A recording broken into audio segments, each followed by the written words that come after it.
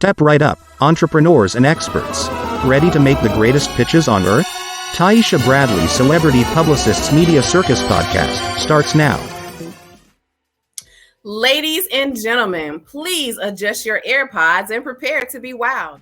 Today's guest is Tabnie Dozier, and she knows what it takes to be featured in the media as an Emmy Award-winning journalist, diverse content creator, and fearless storyteller. Her words have appeared in some of our favorite major publications, including Essence, and she's recently been featured in Forbes.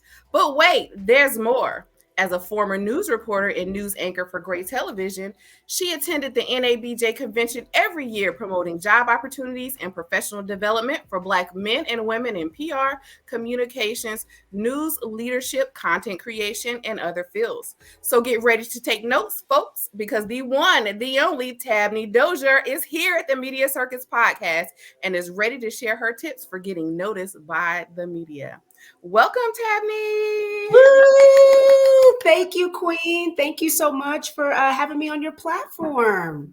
Thank you so much for being here. I'm so excited to have you because if people heard in the intro, listen, you said our favorite words here at Media Cirus Podcast, Essence and Forbes. And so I cannot wait to talk to you about those things. But first, I would like to get into a little bit of background about you. So can you tell us how you came to be working in the world of communications and journalism? Absolutely. Well, thank you for this opportunity. I am a Lexington, Kentucky native. And, back in the day, right, we used to watch the news. We used to scroll across the bottom to see what our school closings were. Right. Man, they got us so good now. You have no idea. I just was really a big fan of information, and I played high school, middle and high school basketball. So in high school, Kentucky's such a huge basketball state. When the news crews came to cover, I was always like, hey, don't forget me. My jersey number was 40. And so it was just a beautiful opportunity to be able to go to Western Kentucky University, major in broadcast news with a minor in Spanish.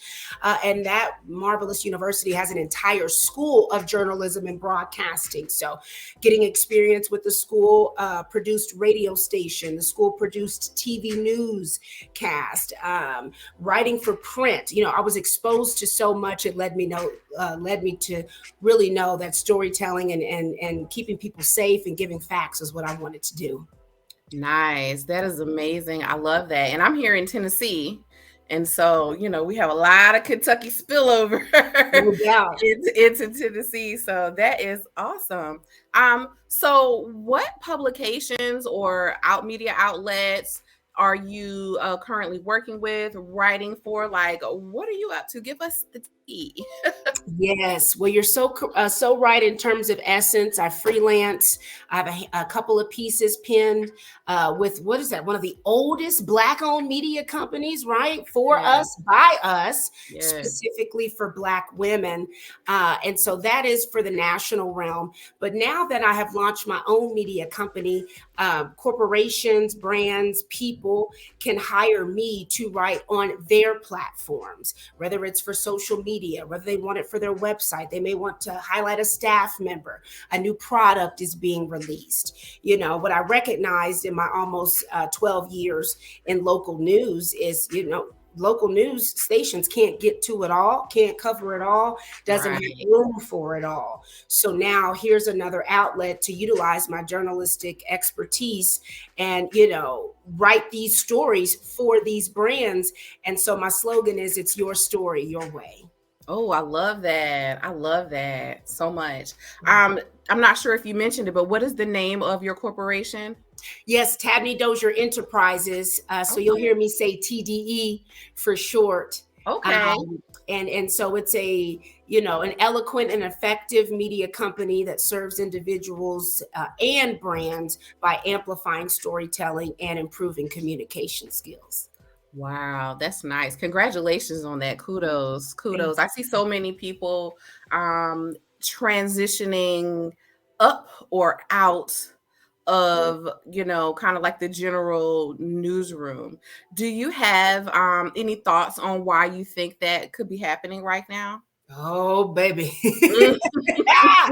I got a lot of thoughts. For me, the craft is being diluted by these corporations that want one person to do 6 different jobs, drive to the story, shoot the interview, come back, log and grab verbatim, put the piece together, edit it, and then present it on air. I just listed 5 people's positions that they now call multimedia journalists for one person to do.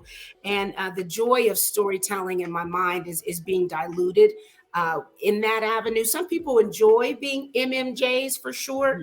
Also, the entrance of COVID and the heightened of race relations, racial unrest. We as journalists, we're first responders without the pay, without the benefits, and without the respect. And to see so many friends working from home and taking vacations and doing their work elsewhere, and we are still, that source of information. It's taxing. It's taxing. And it must be heavy on the spirit as well. And then the pay has not gone up to match. Now you want us to write our stories online. You want us to tweet and Facebook and Instagram. That's social media person. That's a digital content creator. And all of that falling on one person's lap has truly gotten to be too much for a lot. Yes, I think that is a common thing in communications as well.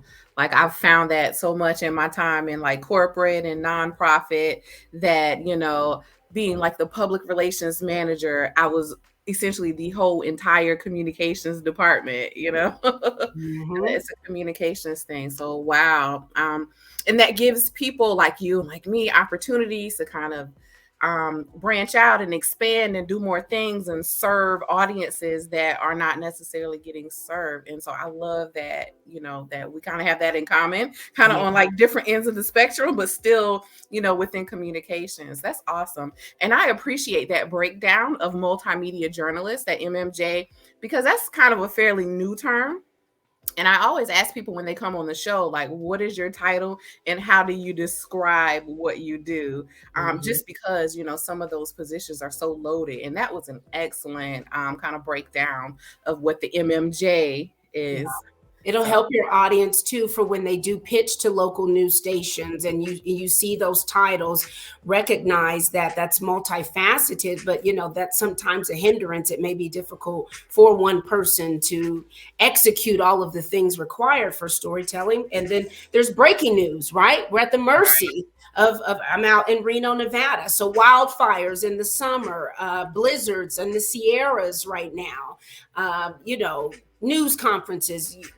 The roads could be shut down. We'll have a great community-centered piece, and then boom, breaking news will change that in a moment's notice. And that was another factor for me. I fought so hard for stories for people who look like me, and so I got tired of I got tired of saying, well, it's Black History Month, well, it's Women's History Month, well, this matters, well, people who look like me care. So you know what? Then let me just go out and do it on my own.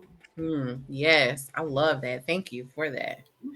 So we talked about news, and I know that you've had a substantial career as a news anchor and reporter. What is a story that you've worked on that forever changed you? So I'm from Lexington, Kentucky, but Louisville, Kentucky is about an hour apart, and that's the biggest city in the state that happens to be the home of the greatest, baby. And I'm talking about Muhammad Ali. And Muhammad Ali passed away in 2016. And I was working at the ABC affiliate in Louisville at the time of his passing. And that was the most monumental storytelling of my career. Louisville's homicide rates have been on the rise. For the last going on 10 years, there was 8 days of no murders surrounding Ali's multiple services. It was an incredible thing to see where our airport was flooded with kings and queens and dignitaries from Middle Eastern countries because of his Muslim faith and activism. Yes. Then at the same time, you have Will and Jada and Mike Tyson and Evander Holyfield and greats in sports and movies. And entertainment coming to honor this man, and he touched every corner of the planet and never forgot where he was from. So we had learned from his family that he had started planning his homegoing services, before the Parkinson's truly gripped him. So we had landmarks and stops that his hearse drove along all throughout the city, from his childhood home to one of the first boxing gyms. And Taisha, for me, recognizing someone who came from the bluegrass state but touched the world is still the most inspiring story and event that I've ever been a part of. Yeah, I got goosebumps just like listening to you. Just listening to you talk about that, like that. How incredible! Like, it was wow, beautiful and all positive, from faith to community outreach. Let's clean up the West End, let's clean up downtown, let's get ready. The world's eyes are on Louisville for the Kentucky Derby every first Saturday in May. Yeah. But in this aspect, it was beautiful to say, welcome to the champ's home, and look at how we treat each other. Look at how we treat visitors. So I just am so honored to have been a part of his services. Wow, that's amazing. All right. So here's another question. Who is someone who you've connected with through a story that you'll always remember? Oh my goodness. Someone I've connected through a story. Well, and I remember again in Louisville. Louisville's the biggest market. I worked in Evansville, Indiana, Louisville, Kentucky, and Reno, Nevada. And there was a major fire in downtown Louisville that took out some historic buildings. And there happened to be some condos and apartments. And this woman was trying to get a hold of her dog, who was still in the burning buildings at the bottom level. And so she was just standing on the corner, biting her nails, pacing. And the storyteller in me said, she's not just worried about material things. Something is going on. And I'm so glad to meet her, because utilizing the power of the press, I was able to get to firefighters, get to the public information officer, and say, send your crew to apartment XYZ. Right. And they brought her dog out. We got it on camera. And that's what I'm in this for, to make a difference, to be a voice for those who may not be heard. And so I'm just really grateful to meet her. A tragic situation. No one was killed in the fires, but, history was lost. But to be able to help her get reunited with her four-legged, love, her four-legged child, that's what I do this for. Yeah, that's amazing. I don't even think about, sometimes I don't think about like the impact, from the storytelling and the connections that you have, and the way that the media has the credibility, over a regular citizen, having something to say, and then having the TV channel come, everybody's listening. They're like, oh, okay, we're on it. Yep. And that was a beautiful way to use my voice for good. Yes. There's good and bad that can come with that power that we have, but it's really responsibility. And that was a great way to utilize it. Yes. All right. Here's a risky question. Has your safety ever been at risk because of a story that you've covered? Yes, it has. Multitude of times. And I would like to take this moment to send love to Orlando, Florida, where a Spectrum news reporter was recently killed. And another one was critically injured. They were covering a homicide, and the suspect came back to the scene. The news crew was there gathering information for its viewers, and those members were attacked. Yes. And so I just want to lift them up, and anyone in the Spectrum realm. And it affected us all. My group chats of my reporter friends, we were very uneasy. Yes. Like I mentioned about us being first responders, we sometimes see people at their worst, and they're not always happy to see these cameras. That was a big factor in leaving the Louisville, Kentucky market. The management at the time was sending men and women MMJs to homicides, to deadly car wrecks on the interstate. And I was not comfortable. Yes. Didn't matter what side of town and what time of day. I need someone to watch my six.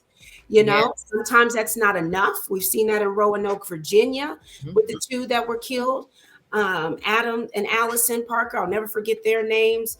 And so, yes, sometimes people get the worst of news, and we're at a distance. We're on the other side of the street, but they are not happy to see us. So I've had, unfortunately, multiple instances where I've not felt safe. Yes. And that's part of why I asked that question, because I think sometimes people just really don't understand like the levels of, that you guys put. People think, oh, it's so dangerous when they're out there in the hurricanes. And I'm like, no, my journalist friends are like at active shootings. Yes, we And are. I don't know any like reporter or anchor in my circle that hasn't been at risk at some point in time. And it's just so fearful. And so, Yeah. we do appreciate what you guys do. There's so many of us understand at what kind of risk that you are. And it's unfortunate what happened recently, but I think that people will see more. I agree. And having your platform to allow me to say, I will never stop fighting for more protection for local news journalists that's on camera, behind the scenes, print, radio.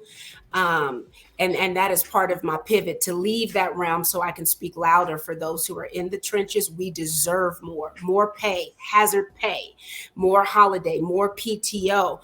You think about the height of COVID, everybody's going back and forth. They're arguing over articles. They're arguing over medical information. Where'd you get that from? You got those from journalists busting their butts. And at the beginning of COVID, I was grocery shopping with gloves on. I was so scared. We are regular people. We didn't know what this was. We were still going to work. So any chance I can get to tell people, thank your local crews, think of them, be kind to them, and look out for them too, because not enough people are. That's true. And I like how you phrase it as, that you all are first responders. I'm going to always keep that in my vocabulary because I've always felt that way. I just didn't know how to really articulate it. Yeah. And you're excellent at like articulating my thoughts. Thank you so much. And 9/11, that's the one, right? You think about police and fire running towards those buildings. I do not at all take away from the paramedics and the true people who run into burning buildings. Yes. But guess who was right behind them? News crews, news crews, and breathing in all those, the dust and the debris. We truly are right. Not being with your families. Yeah, it's a lot. It's a lot. Thank you for that. And part of what I like to do, part of why I wanted to do this podcast is because I want to humanize people in the media more. Because as a publicist, I've always been close to media, but even like back in the day, 10, 15 years ago, even I couldn't be but so close, but you all are so accessible now. And what I try to let people know is that journalists are real people. You know how like kids feel like their teachers like are only at school and live at school and they see them in the grocery store, they're like, what? I feel like people are like that kind of with the media. People like, you're on TV, you're in your little box, in your space, and like that's it. Or if they want to email you, it's always this little formal robotic kind of thing, and people are like, I don't know what to say. I'm like, well, what would you email like anybody else? Say that. So bringing you guys on and just kind of talking, letting them know that you're regular people. Lots of you are entrepreneurs just like us, like me and my audience. And so I just want to bridge that gap. Yes. And I'm happy to do the same. We're at the same grocery stores. We take our kids to the same parks. You know what I'm saying? We suffer loss and grief and pain. We catch COVID. Members of the public do elevate us. And it is, I have immense gratitude for that, but it sometimes eliminates the space to feel for us. I had a lot of people say, wow, I didn't even think about how hard it must be for you to come. I mean, Breonna Taylor specifically, being from right next door to Louisville. That's where I moved before I went to the other side of the country. And that really, really, every unarmed Black case, that looks like my brother, that looks like my mother, that looks like my father, that looks like me. And some people have said, I didn't think about that. Or when we cover mass shootings, right? I called out of work, if I may, on right after Uvalde happened in May of 2022. I could not discuss 19 children not making it home, being slaughtered in classrooms. We feel, we grieve, we breathe, just like everybody else. Yes, absolutely. Kudos to you all, and thank you for all that you do and the way that you serve the public. All right, we're gonna lighten up a little bit for I'm sorry to get the way I'm sensitive. I'm a Virgo. I'll be sensitive. Woo. Yes.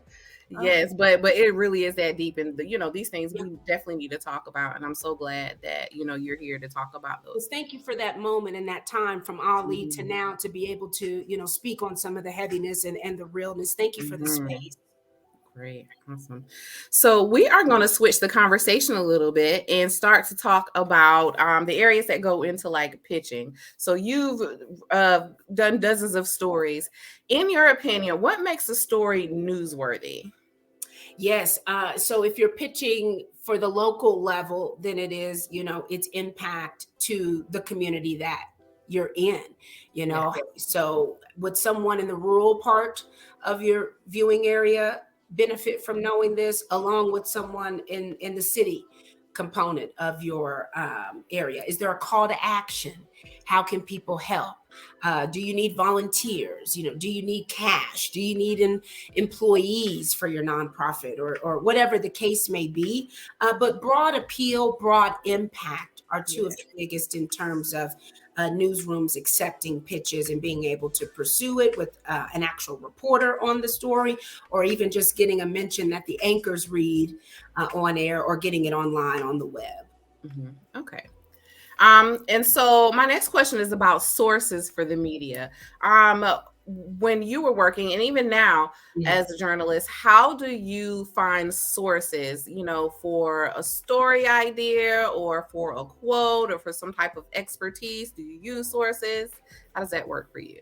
Yes, in the journalistic realm, as far as local news and my background, that I came up during the digital age. So it was wonderful to have social media grow to where you have Facebook groups for specific communities, or moms of Louisville, or farmers of Nevada, whatever it is. So I loved to join those and just keep my notifications so that I can browse and say, there might be a cause that some neighbors are discussing, but we can help amplify it or help solve their problems. Or if it's a series of car break-ins or something like that. So I dig. I joined those kind of community organizations, volunteering, always keeping business cards. They've kind of migrated digitally, but between the QR code or the physical card, you might be sitting in the hair salon getting your hair done or your haircut and hear a story idea. So having your ears open is really big too, in terms of what does your community need and how can you help. Nice. So, say for instance, you're in a Facebook group and you're looking for a source for a story, and everybody's talking about this one topic. How do you decide out of those people who are talking who you want to reach out to? What are you looking for?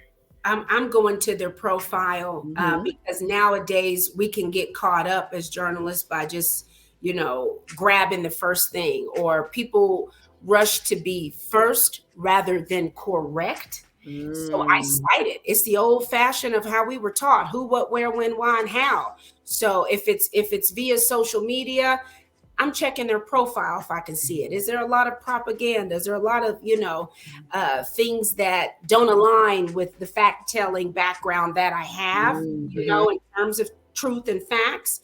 And I'll go that route, and I'll go a little deeper. Or if someone says, hey, I'm an elementary school teacher. Oh, well, okay, I'm probably going to go that route more so than, I heard. Hearsay can get us in trouble big time. Right. So you would go for lean more towards someone who's credentialed in a way than someone who may not be. Agreed. And then you would check out like their social media, the other kinds of conversations that they're having. Do you look at like photos, videos, the kind of things that they post? I will go that route. And if they have, workplace, if they have where they work, and that adds another level of validity to it. If they're involved in community organizations and they're of service, if they're, of course, first responders are in there too. They're humans as well. So I definitely got to shout them out. So that you go on and see, oh, they're a member of the volunteer fire department. Okay. Yeah. Let me reach out to them, or we as a whatever news entity may already have a relationship with their a business or nonprofit. So I will introduce myself that way to verify my validity as well. And say, we've worked with you in the past, or, hey, I saw some great posts, or I saw some concerning posts. And then, we're a really good judge of character. We can sniff it out. So I'm going to try to get you on the phone. I'm going to try to get you on the phone and talk to you more. So I don't just judge off your social media, and I can, grab you on the phone and talk a little more about you. We get that feeling in our gut that anyone has, which is intuition. But we as journalists, we could be sued. Our word is truly our bond. So I'm going to do my best to get you on the phone or talk to you before we record, make sure we're in alignment, with the conversation, with the facts that they're presenting, so that both entities are represented fairly. Yes. Nice. Thank you for that. Mm-hmm. So do you prefer that people come to you with story ideas, or you rather come up with your own story ideas? Do you accept pitches? Like how is that for you? Some people like it, some people don't. It really seems like it's just based on the journalist, but I would like your insight on like entrepreneurs, experts, organizations, kind of pitching stories or ideas. Yeah, I don't mind. I'm a combination of both. I love when a viewer would tell me, did you know about this? No, just like police can't be in every street corner, neither can journalists. So I appreciate people, because that means they trust me to say, hey, are you aware of this? But of course, we call, just pitching ourselves as journalists. I like to come up with story ideas, and I came up in between WKU and the beginning stages of my career, where it was a requirement to have something that was not a press release, that was not sent to the station, that we generated on our own. And I really appreciate that for continuing to help the wheels turn as I pitch companies and pitch corporations in this entrepreneurial realm with TDE. So both. Yeah. Okay. Right. Nice. Do you have any advice on people who are pitching? So most people who do like cold pitching, they pitch via email, right? So it's like the abyss, even for me, right? You might get an answer, you might not. What is your feeling on like follow-up? Yes, I'm gonna say read the room. Like if we are in the thick of wildfire season, and like 2021, it's called the Caldor Fire. It was heading towards South Lake Tahoe and actual communities. Please do not follow up with me 3 times about your ribbon cutting, baby. We're not getting to it. Right. Right. I understand that, but like have some awareness. In that sense. Also, a lot of, entities are self-fulfilling, so it kind of comes off as a commercial. So make sure that there is an appeal to a variety of viewers from 16 to 76. Yes. Those two are really, really important. Having some awareness of what's going on in your community before you, hey, following back up, Tabnie, or hey, did you see this? I really appreciate when people are like, I know you're probably not going to make it today because, there's another blizzard up in Tahoe. Right. So I'm just sending it if you're able to get it online for us. That kind of consideration for just recognizing the hierarchy of what's the most important to our viewers is right. Yes. Appreciated. But don't be afraid to say, gosh, this would be so great for viewers. Anyone who is an entrepreneur or someone who is taking care of their elderly spouse or parent, put those reasons why we should care in there. Right. That's very helpful to do. Yeah. I tell people, I say, sometimes I don't follow up at all because I'm like, listen, you got it. And if you're interested, you're going to holler at me. If not, you won't, But that just comes from years of experience and like thick skin with it. But some people like to follow up, and I tell people like one follow up, like one reminder. If you don't get it after that reminder, like just let it go. Yeah, and some people have been really appreciative to say, "Oh my gosh, this got buried. Thank you." I like to do that, placing a little higher in your inbox. Yes. 5 to 7 days later. And they're like, yes. Oh my gosh, thank you so much. Or I was out of town. So I got you out of the office and I just kept moving. So I think a follow-up is absolutely appropriate. Yeah, but maybe just like once. Correct. And I find that a lot of journalists who I ask this question, they get the emails. And sometimes if it's not a no, it's a not now, but I'll save this. Or some of them just don't delete things. And when they're working on something later or they think about it, they'll just like search their inbox for like a term or like the topic or whatever. And if yours comes up, it's still in there that you could, still get the contact. So I tell people, like, give it like a good 90 days, like a little media cycle, because a lot of times, people will circle back. Or if it's election season and they can't breathe because they're busy with elections, that doesn't mean come the holiday time that, like you said, they put it in that folder, save for later or check back in a month. So you're right. You can't get discouraged when pitching because it really is so fluid. Good. Let me ask you about this. Oh, I'm so super glad because you were in the newsroom. The phone. I've never called a newsroom like, hey, I got a news tip. I've never done that. Who answers that phone and what really happens with the news tip? Yeah, it's a combination. In Louisville, we had an actual dedicated assignment desk that would field all those. In Reno, being a smaller market, I could answer the phone. The 4:00 producer could answer the phone. The web producer could answer the phone. The normal systems, I would say, that are pretty standard are that we do take it down. We take down name, information. Okay, we may send this to the reporter email. Okay, we have to talk to our bosses by this. Or if I pick up the phone and I'm feeling it, tell me more. Okay, well, when are you free? So it's a combination. Like I mentioned, with the dwindling resources now, it is usually a journalist who is going on air or producing.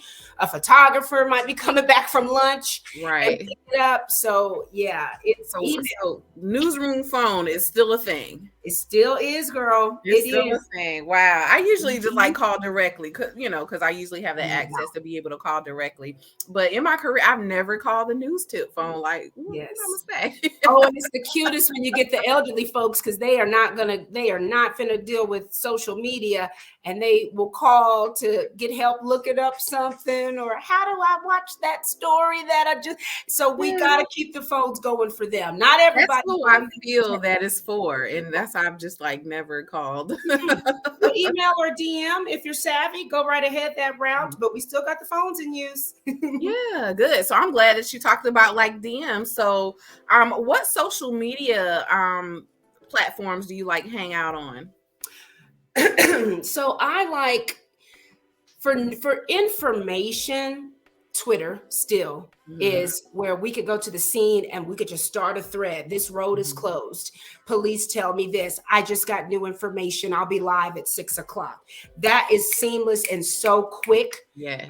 Especially if there's an emergency or, when mask mandates and all of those things were going on. So I like Twitter for that and Facebook.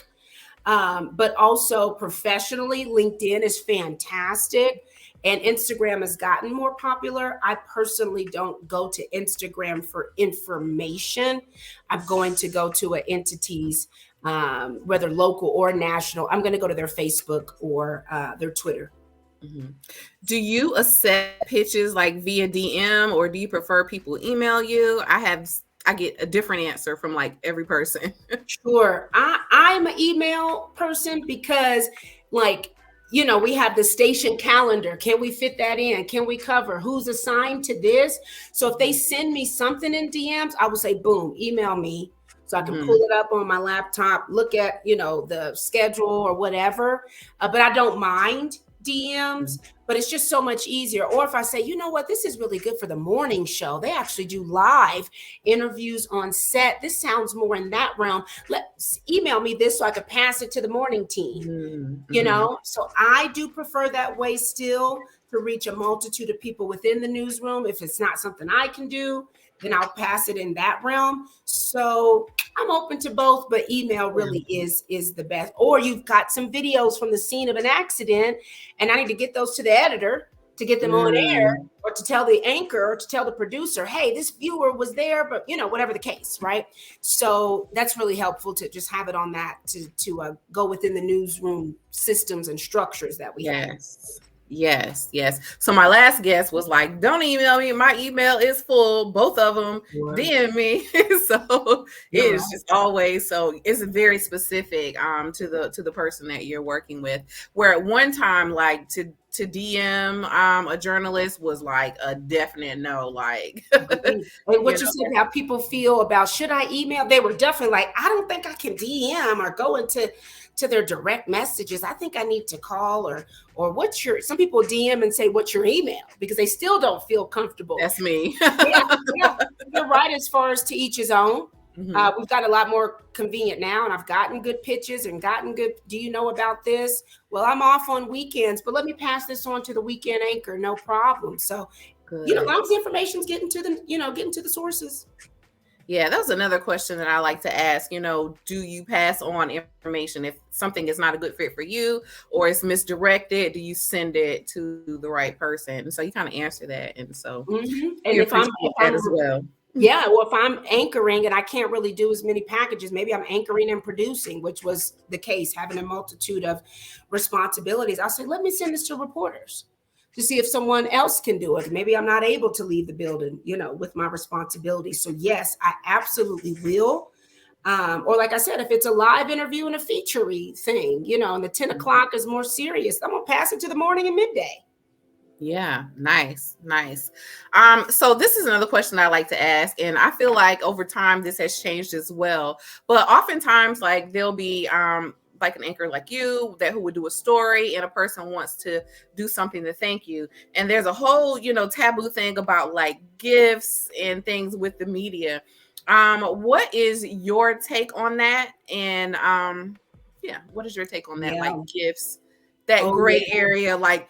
You can't send a gift card, but you can send a fruit basket, but it has to be for everybody and not the one person. So can you talk about that?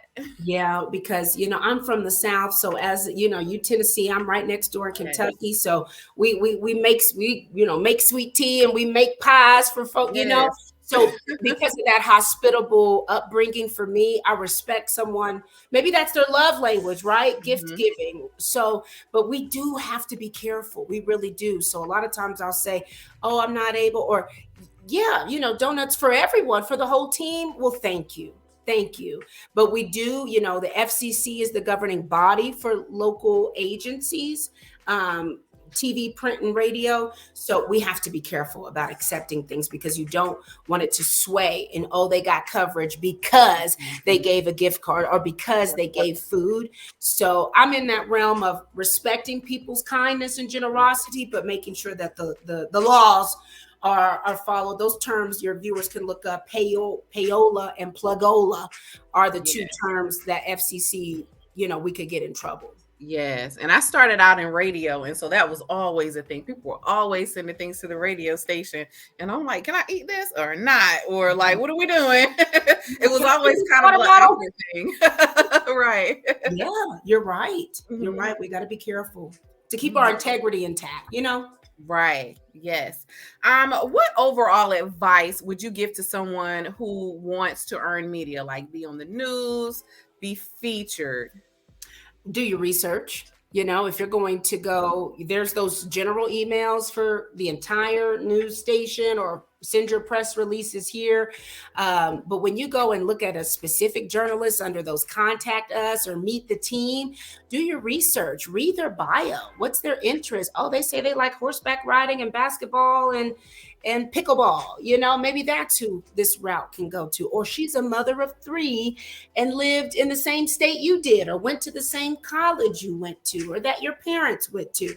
Do your research. It really makes a difference. Do not send an investigative journalist a ribbon cutting for a new nonprofit. You want to find a general assignment or someone who specializes in features or community impact. Take that time to do your research. Yes, I would say that's the number one thing that everyone always says.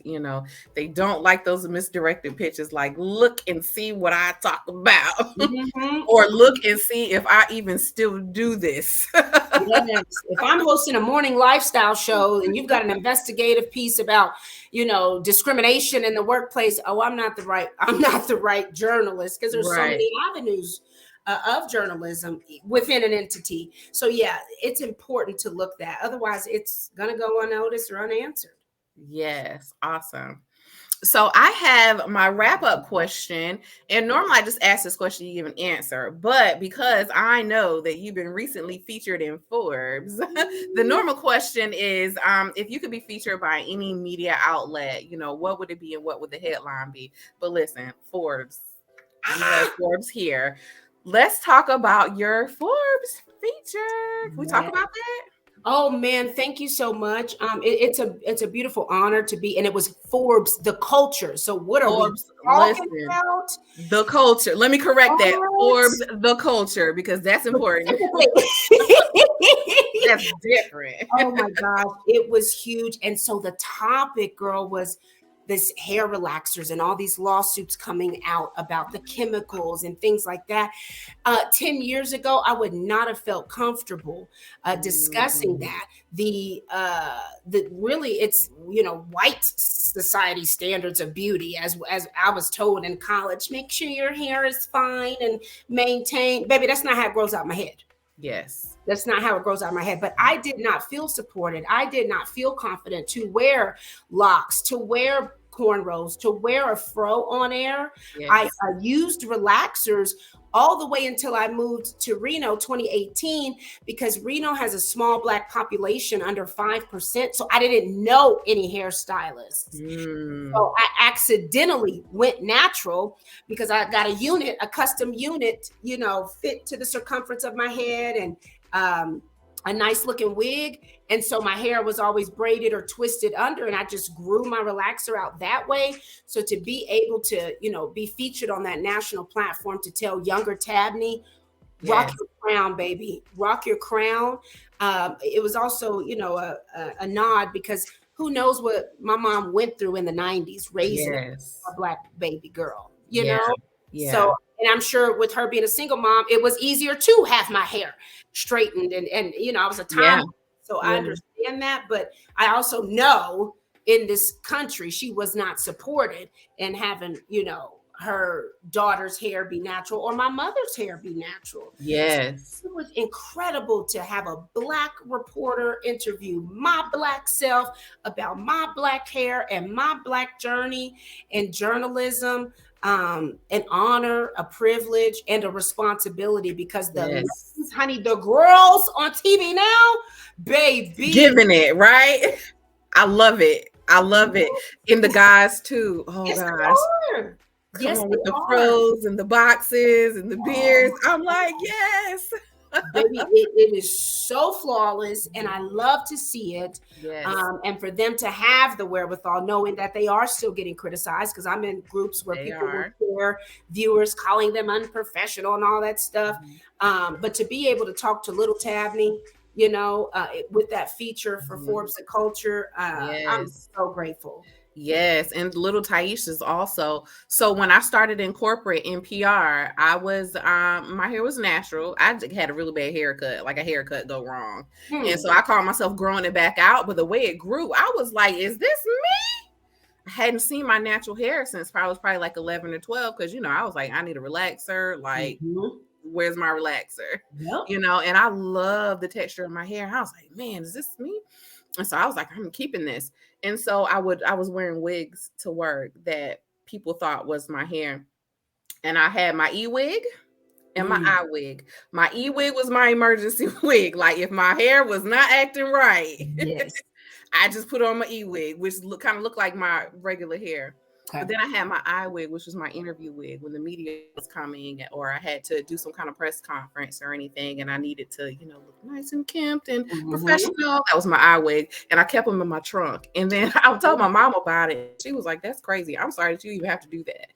And I was like, "I'm sorry that I even have to do this too." I'm sorry for you. We're not even that far removed from that area where, like, we were nervous about that. So every time I see people on TV, especially in the media, doing a blackity black thing, I'm like, yes, I love it. I hug them. I'm so excited, and I'm so grateful that they are, and more of us are taking a stand.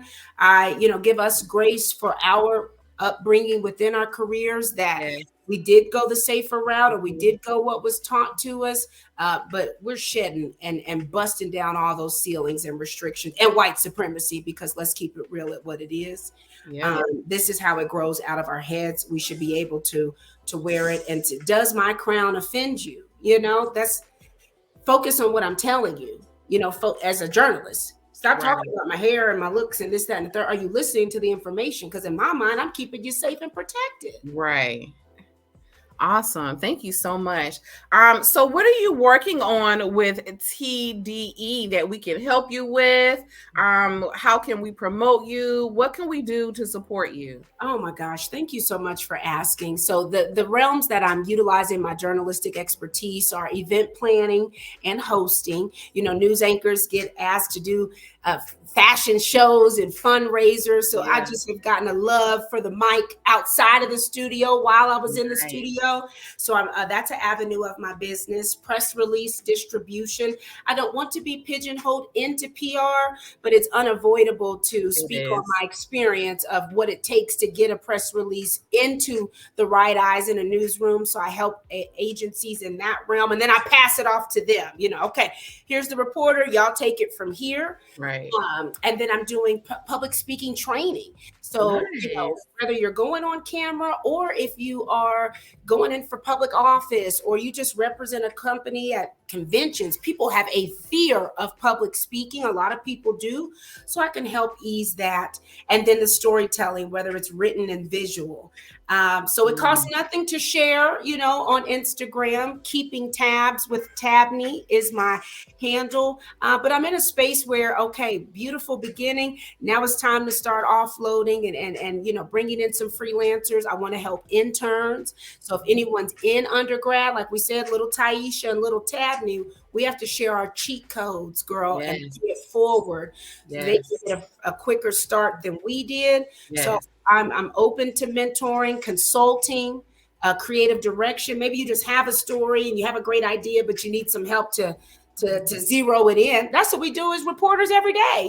We take a 25-minute interview and concise that and, make it into a concise delivery. So to anyone who is listening that is an undergrad or grad, I want to help. If you need an interview subject, you want to talk to me or whatever, I always will make space. But referring me, as an Emmy Award journalist, a lot of these small Say it again. Emmy Award-winning. We're winning. Okay. I saw your pictures with your with the hardware, baby. I love it. And may I say really quick, I won my Emmy in 2020. Whoa. It came in the mail and it was virtual. Okay. It was June 2020. And so, baby, you see those pictures, that is a delayed celebration because I wanted, watching it virtually with my coworkers at the time, and I didn't get that awards and that fancy schmancy. And so, baby, we spun the block and we took pictures in fall of 2020. I know that's right. I went too. I'd have had a whole gown on. Okay, I don't care what time of year, baby. You're gonna see this Emmy, see this dress. To really celebrate myself. But so interns, freelancers who are just looking to partner or want their business elevated but can't afford a $5,000 marketing company, come holler at TDE. I'm happy to help. Okay, fantastic. And one last thing, I'm gonna let you go ahead and shout out your source because I'm a Zeta. And I saw. Hey, Diva. So go ahead and get it in. Thank you for letting me shout out the beautiful, devastating divas of Delta Sigma Theta Sorority Incorporated. Come on, Greek love. So much Greek love, girl. My good girlfriends at Delta. My gosh. I knew I loved you. And also I'm a Capricorn, you're a Virgo, so we're earth signs. So we're very grounded. We're very, goal oriented individuals. So I just have felt your spirit. And I just thank you so much. I'm telling everybody before we got on, I was like, listen, I looked you up, girl. I'm keeping you. You gonna be my friend. Yep. Already decided. We're friends. No problem. Awesome. Thank you so much. This has been such a great interview. Like, we've been serious, we've been business, we've been laughing. And so this is so fun. And I feel like this interview is really capturing the essence of how I want the Media Cirus Podcast to go. So I thank you so much for being our guest. And we are going to stay in contact with you and support you in any way that we can. Well, thank you. Thank you to your awesome viewers. And thank you for what you're doing. If I had a Taisha in my space 10 to 12 years ago, I can't imagine just the added experience and guidance that, my career would have had. And so what you're doing and providing a network, providing a safe space, your work is so important. So I send the love and flowers right back to you, sis. Thank you so much. I really appreciate that. My pleasure. You guys, this has been the Media Circus Podcast with Taisha Bradley, celebrity publicist, and Tabnie Dozier. Make sure that you follow and share the podcast. Thank you so much, guys, for listening.